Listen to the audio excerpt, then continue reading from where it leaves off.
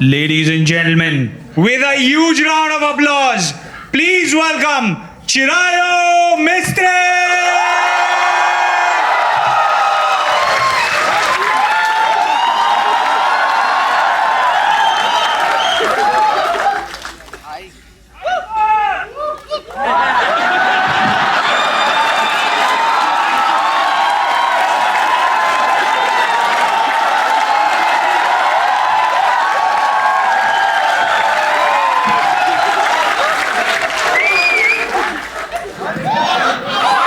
બસ તો મને 12 વાગે લગે અહીં હું કાર્ડિયો કરવા આવ્યો છું તમારા માટે.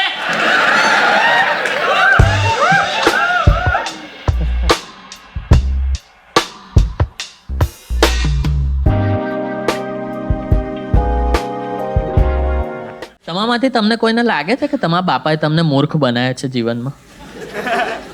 અને હું મૂર્ખ કહું છું, બેવકૂફ નહીં કહેતો.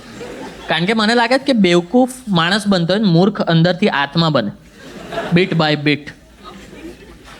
લાઈક આઈ એમ 29, મારા બાપાએ કોન્સ્ટન્ટલી મને 28 વર્ષથી બને કાયમ એક જ લાઈન, બડા બહુ સ્ટ્રગલ જોયું જીવનમાં, બડા બહુ સ્ટ્રગલ જોયું જીવનમાં, બડા બહુ સ્ટ્રગલ જોયું. નાનો હતો ને તો બડા બહુ સ્ટ્રગલ જોયું છે પપ્પા જીવન. એટલે મેં કીધું ચત્તો કરો, ઉલટી આવે શું કરે યાર. કાયમ બડા બહુ સ્ટ્રગલ જોયું જીવનમાં, બડા બહુ સ્ટ્રગલ જોયું છે. પછી ખબર પડી ખાલી જોયું છે, કર્યું નથી.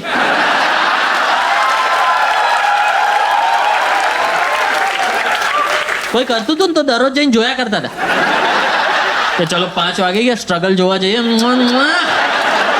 મંગેશભાઈ આજે ગુલામટી મારી બતાવે યાર, મન છે લો 5ના સિક્કા મારે પેલા માથે વાગે ઢીંચું વીંચું થઈ જાય. નાનપણમાં લોકોના બાપા ખભે બેહાડીને મેળો બતાવે છે, મા બાપા મન ઊંચો કરીને સ્ટ્રગલ બતાવે કે દેખાય. સસ્તા લાયન કિંગ જેવી ફિલિંગ આવે આપણને. અને પછી બાપા લોકો આપણને ખીજવાય કે તમારી જનરેશનના ટાઈમમાં તો કોઈ સ્ટ્રગલ જ નથી. માની જવાનું, નહીં તો 3 કલાક ખાઈ જશે માણસ. ત્યાં ભાઈ નથી, યુ વિન ગો નથી. મેં જોયું છે આપણા દેશમાં છે ને કોઈ પણ ઇન્ડિયન ફાધર બાળકથી ઇમ્પ્રેસ નહીં થતું ક્યારે પણ. મેં 10thમાં મહેનત કરીને 78% લાવ્યો, માર્કશીટ આપી તો પેપર વાંચતા હતા. અને આપણે ત્યાં શું છે, જે હેડલાઇન હોય ને એ બાળક સાથે કમ્પેર કરો તો વેલ્યુ ખબર પડે. પહેલી જ લીટી હતી, રિક્ષાવાલાના છોકરાએ બોર્ડમાં ટોપ કરી નાખ્યો. ભાઈ મારી તરફ જોયે, મેં કહ્યું તમે રિક્ષા ચલાવો જ ભાઈ નહીં. આઈડિયલ સિચ્યુએશન મેચ તો કરવી પડશે ને. તમે રિક્ષા કાઢો, હું ચોપડા કાઢું.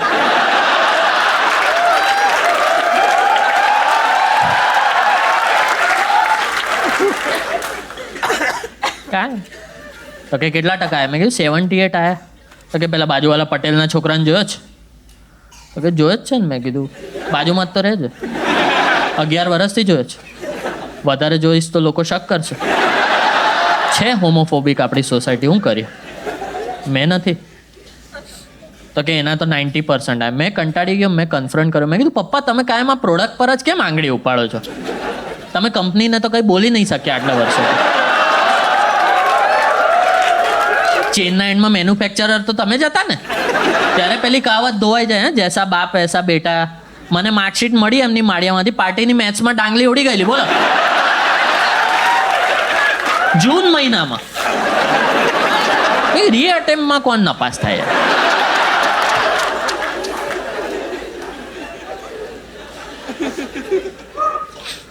મારા જીવનમાં સ્ટ્રગલ હતી. હું એક નાનો ટોડલર હતો ને ત્યારે. હા, ટોડલર એટલે બાળક. શું છે, મારા મમ્મી ને પપ્પા બંને જોબ કરતા હતા. પપ્પા એન્જિનિયર હતા ને મમ્મી ટીચર હતા ને એ બંને બેબી સીટર અફોર્ડ નહોતા કરવા માંગતા. એમને કીધું આના પર મહેનત કરી, રૂપિયો બી ખર્ચીએ, 2 ના લાયક તો નથી આ. ચૂઝ વન બડી, ચૂઝ વન. હું ચાટવા લાગ્યો આંગળી તો કે હટ. તો મારા પપ્પા વિચાર કે ચિરાયુને કોણ સાચવશે યાર? મારી મમ્મીને તો દાઢી બી નહોતી તો કે ચિરાયુને કોણ સાચવશે? તો એ લોકોએ નક્કી કર્યું કે ચિરાયુને મહેશભાઈ સાચવશે. હવે મહેશ કોણ? તો કે મારા કઝિન કાકા, 22 વર્ષીય અનએમ્પ્લોયડ યુવાન.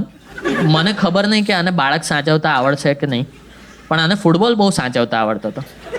સરસ ફૂટબોલ પ્રેમી, મોહન બગાનનો ફેન હતો. પેશન બહુ જ હતું ફૂટબોલ માટે, પૈસા નહોતા ફૂટબોલ લેવાના. તો આમને ગયા પછી એ બધી જ ફૂટબોલની પ્રેક્ટિસ. જ્યારે બી નજીક જાઉં ને હરામખોરે કોઈ દિવસ હાથથી ઉપાડ્યો જ નહીં. બોલ, જેવો નજીક જાઉં ને પગથી જ ઓલે કરીને ઉછાળે, અને જેટલી વાર ઉછાળે ને હું હવામાં ગોળ ગોળ જ ફર્યા કરું. મારી નાનપણની સ્થિર યાદો છે જ નહીં. પહેલાં મને લાગતું દુનિયા આવી કોન્કેવ છે, પછી ખબર પડી આ મહેશ ગાંડો હતો સાલો.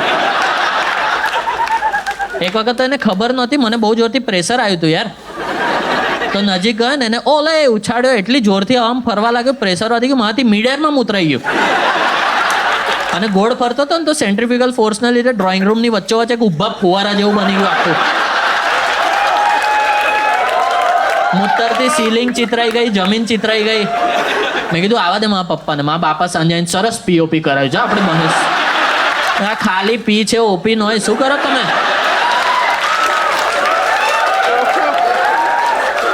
અને રૂમમાં ઊભું પીઓપી કોણ કરાવે?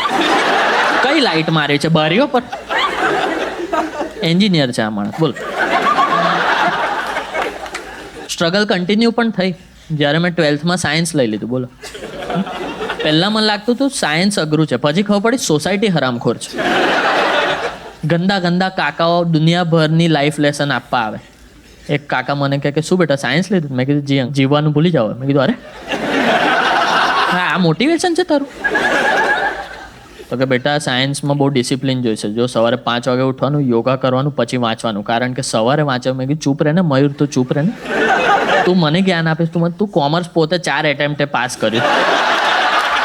તું મને લાઈક નો ઓફેન્સ પણ તું ત્રીજાએ તો પાસ કરી લેવું. તું મને જ્ઞાન આપીશ? તું તારું ઘર સાચવ ને. તારી બૈરી તને મારે છે અહીં લગી સંભળાય છે અમે. આંટીમાં ટેલેન્ટ છે એને બોક્સર બનાવે, અહીંયા હું ફાટેલા ગંજીમાં ટાઈમપાસ કરતો હોય છે. જા કંઈ કામ કર. આ પેલા જ કાકા હોય બોર્ડ એક્ઝામની એક રાત પહેલા ખબર છે પેન આપે, બેસ્ટ ઓફ લક બેટા આનાથી લખજે. તમારા 100 માર્ક આવવાના હોય, આ હરામીની પેનથી લખો ને 60 આવે. ખબર? લાસ્ટ મિનિટે એની પેન બંધ થઈ જાય. ₹1.5 વાળી યુઝ એન્ડ થ્રો આપી ગયો હોય તમને. એ ચાલે જ ને. એ યુઝ એન્ડ થ્રો છે જ નહીં, ફેંકી દો. થ્રો એન્ડ થ્રો પેન છે, ભંગાર પેન. અને બેસ્ટ ઓફ લક કે ગુડ લક કે બેડ લક મેન્શન નહીં કરતો કાકો.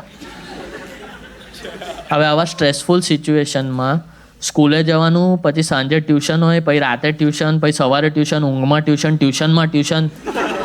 આટલા બધા ટ્યુશન વચ્ચે સાંજે ટ્યુશન અને સ્કૂલની વચ્ચે અડધો કલાક ગેપ મળે તો હું ગાર્ડનમાં જઉં રમવા, માઇન્ડ ફ્રેશ કરવા.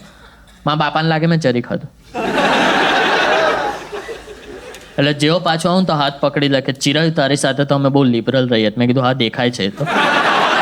હાથમાં લોહી જતું બંધ થઈ ગયું. Very liberal. તો કે તને તો અમને કેટલું બોલવું પડે છે કે ભણવા બેસો, ભણવા બેસો, ભણવા બેસો. અમારા મા બાપ તો અમને કંઈ કહેતા જ નહોતા. અને મારા બાપા તો એક લેવલ ઉપર લઈ ગયા કે મારા મા બાપને તો ખબર ય નહોતી હું કઈ સ્કૂલમાં ભણતો હતો. મેં કીધું દેટ્સ બીકોઝ મે બી કદાચ એ તમારા મા બાપ નહોતા. શું ખબર તમે આટલા વર્ષોથી ખોટા ઘરમાં રહેતા હો. તમારું આખું બાળપણ એક મિથ્યા નીકળે. બિકોઝ એ જમાનામાં ફેમિલી પ્લાનિંગ પ્રમાણે એક ઘરમાં એવરેજ 8-10 બાળક તો ફરતા જ હોય છે. એમાં એકાદ એક્સ્ટ્રા ખેલાડી રમતો હોય, કોને ખબર પડવાની હતી? 25-30 વર્ષ પછી આ શાહ કાકા જેવો નહીં દેખાતો થોડો થોડો? આલિયા બિચારો કે 30 વર્ષથી શોધે જ. એને એવું કે દૂધની થેલી ફાટીને મહેશ વહી ગયો.